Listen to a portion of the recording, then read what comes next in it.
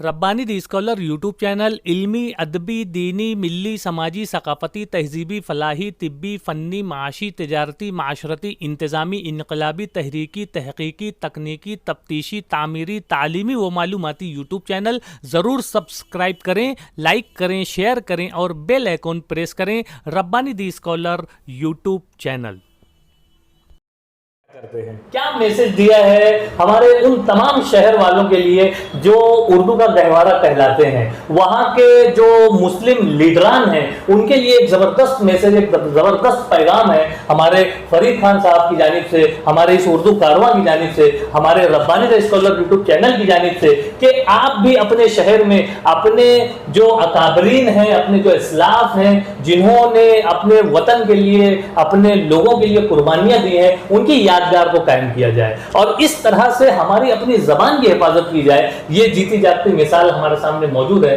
फरीद अहमद खान साहब की कोशिशें, काविशें, इन्होंने अभी अपनी जबानी यहाँ पर बयान की। मैं चाहूंगा फरीद भाई कि आप उर्दू भाषा भवन और उर्दू घर के ताल्लुक से जो आपने कोशिशें की हैं, तो गाहे बगाहे न्यूज में उसका भी तज़किरा आता रहा है, तो इस ताल्लुक से मामला कहाँ तक देखिए, महाराष्ट्र के कई शहरों में उर्दू भवन बनाया जाएगा। ये महाराष्ट्र की जो पिछली लोकशाही सरकार थी, यानी जो पिछली बीजेपी की सरकार थी उससे पहले वाली, आज से 6-7 साल का, अच्छा। तो उस सरकार के एजेंडे में था ये, उसको मंजूरी मिली और कुछ शहरों में तामीर हुई और उसमें टारगेट बनाया गया था कि भाई उसमें उर्दू बेल्ट वाले शहर, आपका मालेगांव शहर शामिल था, उसमें नांदेड़ है, हाँ। नांदेड़ में बन भी गया और उसकी आगे की कार्रवाई चल रही है, कई सालों तक उसका इफ्तिताह ही नहीं हुआ, लेकिन अब जाकर वो होने पर है और औरंगाबाद उसमें शामिल है और मुंबई शामिल था।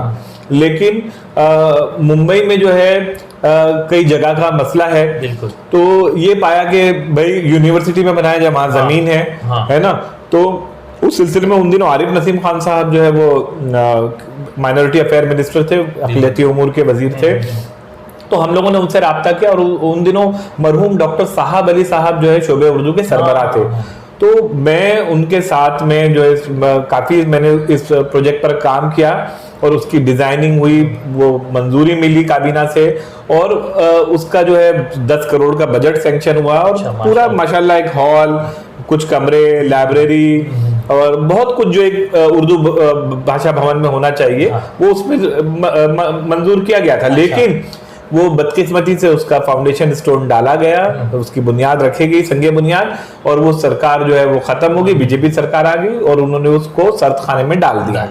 तो जैसे ही जब ये नई सरकार की तश्कील हुई तो सबसे पहले उर्दू कारवां का वक्त जो है नवाब मलिक साहब के पास, जो अभी अक़लियती उमूर के काबीनी वजीर हैं, उनके पास गया और हमने उनका वादा याद दिलाया कि जो पिछली सरकार का ये अधूरा काम था अब आप आ गए हैं तो ये काम होगा। और जब से लेकर अभी तक हम मुसलसल उनसे सिलसिले में राब्ते में हैं और हाल ही में अभी 26 फरवरी के रोज नवाब मलिक साहब और जो आला तालीम के जो वजीर हैं, 2-3 वजीरों की एक जॉइंट मीटिंग हुई है, यूनिवर्सिटी के वाइस चांसलर भी थे, इंशाअल्लाह वो मंसूबा वहां होगा। और साथ ही अक़लियती गर्ल्स कॉलेज का भी हमारा मुतालबा था, हॉस्टल का, कि जो दूर से तालिबात आती है, बम्बई में रिहाइश बहुत मुश्किल है, किराया बहुत ज्यादा है, तो वो भी या तो कालीना कैंपस में यूनिवर्सिटी के या फिर बांद्रा में महाडा ऑफिस के पास एक प्लॉट है, वहां पर 500 की कैपेसिटी का एक गर्ल्स हॉस्टल भी बनेगा, जिसमें अल्हम्दुलिल्लाह 200 माइनॉरिटी मुस्लिम बच्चियों के लिए जो रिजर्वेशन होगा। तो ये दोनों मंसूबों पर काम जारी है। ये हो गया उर्दू भाषा भवन। अब मैं उर्दू घर की तरफ आता हूँ। तो पिछले दिनों जो है वो यहाँ पर बाइकल्ला इलाके से एक एमएलए साहब हुआ करते थे, तो उन्होंने आखिर के दिनों में सोचा छोड़ा कि मैं बाइकल्ला हल्के में जो है वो उर्दू भवन बनाऊंगा, और वो होते होते वो हार भी गए इलेक्शन लड़के। यहाँ पर अब शिवसेना की एक नई एमएलए आ गई हैं, यामिनी यशवंत यादव साहिबा, और उनके शौहर जो है वो म्युनिसिपल काउंसलर है, यशवंत यादव साहब स्टैंडिंग कमेटी के मेंबर है, सभागृह के अध्यक्ष है, बहुत ही पावरफुल मजबूत लीडर है शिवसेना के। तो अब आपने तो मिसाल सुनी होगी कि काबे को पासबा मिल गए सनम खाने से, तो इस सनम खाने से आवाज आई है उर्दू घर की।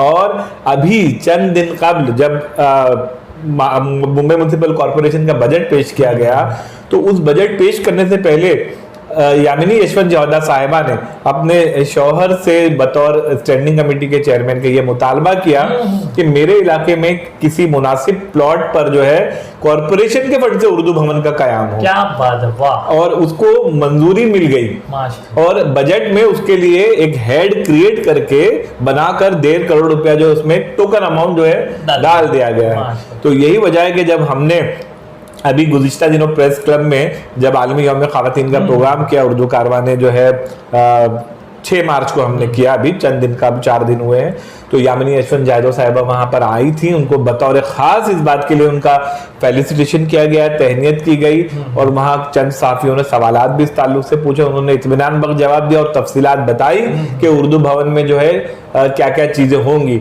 और हमने भी यकीन दिलाया उनको कि उर्दू महाराष्ट्र में शुमाली हिंद के मुकाबले अगर ज्यादा फल फूल और पनप रही है तो महाराष्ट्र के मराठी भाइयों का उर्दू से मोहब्बत का नतीजा है। और इंशाअल्लाह उर्दू भवन अगर बना तो हमारी ये कोशिश होगी कि चाहे कालीना कैंपस का उर्दू भाषा भवन हो, चाहे यहाँ का उर्दू भवन हो, बाइकल्ला इलाके का, हम गाहे बगाहे उर्दू और मराठी की मुश्तरका अदबी नशीद मुसलसल किया करेंगे ताकि पूरे मुल्क में और पूरे महाराष्ट्र में अच्छा पैगाम जाए। बहुत अच्छा पैगाम, जबरदस्त पैगाम फरीद अहमद खान साहब और उर्दू कारवां के तहत हमारे नाज़रीन तक पहुंच रहा है कि किस तरह से अगर काम करने का जज्बा हो तो काबे को सलाम खाने से जो आपने मिसाल पेश की, यकीनन ये चीज होकर रहती है और काम करने वालों की सराहना होती है, काम करने वालों की सताइश की जाती है। यही वजह है कि उर्दू कारवां के फाउंडर इन चीफ के साथ आज रब्बानी द स्कॉलर के रिजवान रब्बानी मौजूद हैं और आपसे सवाल जवाब कर रहे हैं और एक जबरदस्त पैगाम पूरे महाराष्ट्र में जा रहा है कि किस तरह से एकता और भाईचारगी का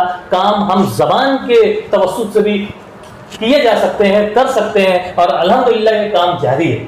बहुत खुशी हुई सर। मैं चाहूंगा कि आप उर्दू एकेडमी के ताल्लुक से भी कुछ इजहार ख्याल करें कि उर्दू एकेडमी चूंकि पिछली हुकूमतों में तो बड़ी फाल थी, लेकिन इस मरतबा जो है वो अभी तक उसका यानी बॉडी भी मतलब नहीं बनाई गई है, और क्या उसके तहत होने वाले काम से आप मुतमईन हैं? आपका सवाल बहुत अहम है। देखिए, उर्दू एकेडमी का फरोग उर्दू में एक अच्छा खासा रोल होता है ना। तकरीबन 1 करोड़ 30 लाख के आसपास उसका बजट था सालाना। तो इस मरतबा तो लॉकडाउन की वजह से वो बजट को 10% कर दिया गया। सरकार का ये कहना है कि उसके पास रेवेन्यू नहीं है। इससे पहले जो बीजेपी के उसमें जो पीरियड रहा, जो हुकूमत का अरसा रहा 5 साल का, तभी भी उर्दू एकेडमी थी। उसमें अब्दुल रऊफ खान साहब खड़से मरहूम हो गए वो।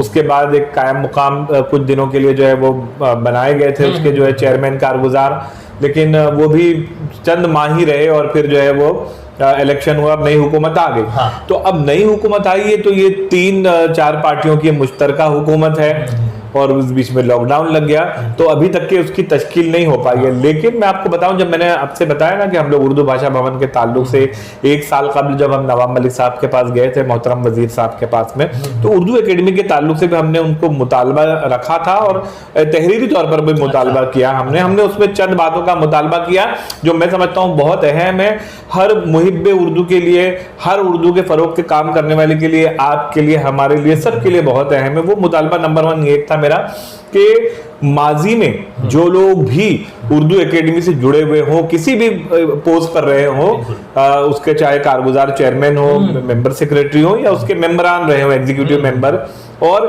उर्दू एकेडमी की परफॉर्मेंस जो है वो उसकी कारकर्दगी बहुत ही खराब रही है, तो अब उन लोगों को हक नहीं पहुंचता कि दोबारा उस दफ्तर की तरफ आंख उठाकर देखें। तो उन लोगों को अब बिल्कुल इसमें से दूर रखा जाए। नंबर 2 हमने मुतालबा किया था कि गैर सियासी लोगों को जो है इसमें मौका दिया जाए। नंबर 3 हमने मुतालबा किया था कि ये महाराष्ट्र स्टेट उर्दू एकेडमी है, ये मुंबई उर्दू एकेडमी नहीं है। तो उसमें हालांकि सोचिए मैं मुंबई वाला हूं, फिर भी मैंने इंसाफ पर मबनी मुतालबा किया कि जो उर्दू बेल्ट है, चाहे मालेगांव हो, नांदेड़ हो, धुलिया हो, औरंगाबाद हो, भिवंडी हो, हर जगह से मुतनासिब नुमाइंदगी होनी चाहिए। और चेयरमैन सिर्फ आप कोई ऐसा फर्ज ना ढूंढ लें कारगुजार चेयरमैन कि भाई कोई बहुत बड़ा नाम है, मालूम पड़ा उम्र रसीदा है, 2 आदमी उनको टिका के ला रहे हैं, है ना, बहुत बड़े शायरी अदीब हैं, लेकिन अगर फिजिकली फिट नहीं है, जिस्मानी सेहत उनकी साथ नहीं दे रही, तो कोई आदमी क्या काम करेगा।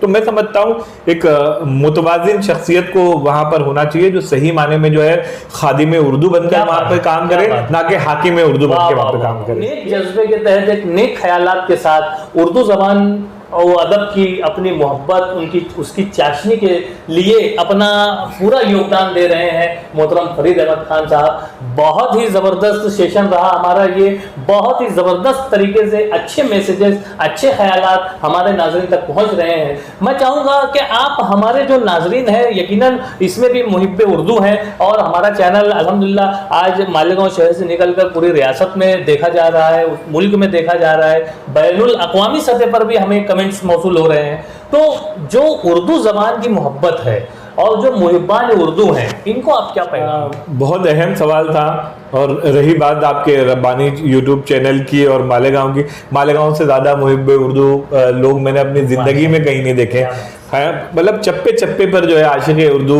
जो है और मुहिब्बान उर्दू, गरीब भी लोग हैं, माशी तौर पर भी गरीब और कमज़ोर हैं, लेकिन जब उर्दू किताब मेला लगता है तो रिकॉर्ड टूट जाता है। सबसे ज़्यादा है ना कीमत की, टोटल मजमूई कीमत आप देखें तो किताबें वहीं खरीदी जाती हैं। चौराहों पर जो है उर्दू के अहम अखबारात तो वहाँ बिकते ही हैं, छोटे मुकामी अखबारात भी अच्छे खासे तौर पर लोग खरीद कर खुशी खुशी पढ़ते हैं।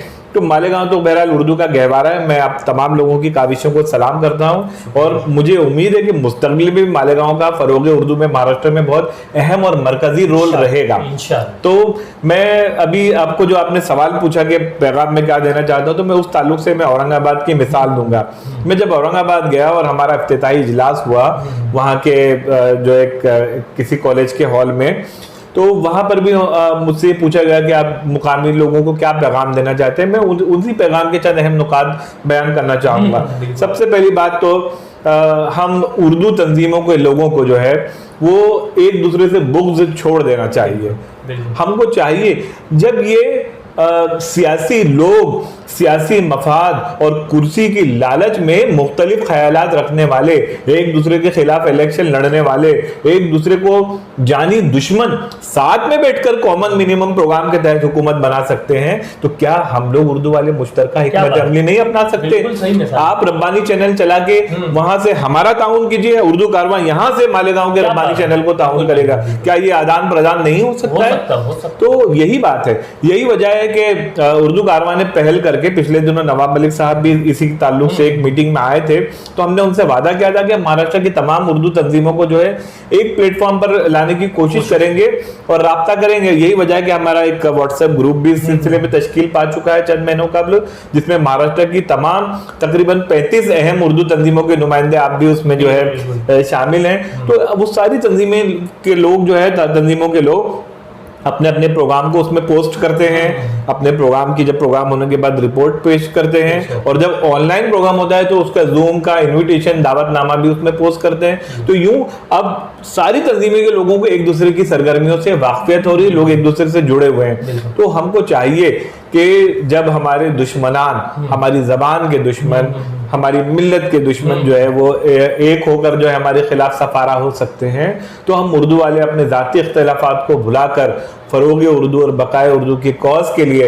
एक दूसरे के हाथ में हाथ मिलाएं। और मैं आपसे ऑन रिकॉर्ड ये वादा करता हूं कि हमारा कोई बदतरीन दुश्मन हमसे, हमारी तंजीम से बोझ रखने वाला भी अगर उर्दू के कॉज के लिए, उर्दू की फरोग और बका के लिए हमको बुलाएगा, तो हम बिलाशुबा उसकी क़यादत में सबसे पीछे आखिरी सब में नजर आएंगे और जरूर आगे बढ़कर उसका साथ देंगे। वाह वाह, बहुत ही उम्दा ख्याल, बहुत ही बेहतरीन बात फरीद अहमद खान साहब यहाँ पर पेश कर रहे हैं। उर्दू कारवां उर्दू ज़बान और अदब की मोहब्बत लेकर अपनी तरक्की की तरफ जो है, मंजिलों की तरफ जो है वो गामजन है। हमारी नेक ख्वाहिशात आपके साथ हैं और आपने अपना कीमती वक्त हमें इनायत किया, इस बात के लिए मैं आपका शुक्रगुजार। मैं आपका और आपके चैनल का जो है बहुत मशकूर हूँ कि उन्होंने जो है मुझे इस लायक समझा कि मेरा इंटरव्यू लिया और इस इंटरव्यू की जो है वो आगे आवाम तक पहुँचाया। बहुत शुक्रिया, खुदा। 55, 55 और 95 हर उम्र के अफराद के लिए यकसा मुफीद, मुफाद आम्मा का अलमबरदार। ज़रूर सब्सक्राइब करें, लाइक करें, शेयर करें और बेल आइकॉन प्रेस करें। Rabbani the scholar YouTube channel.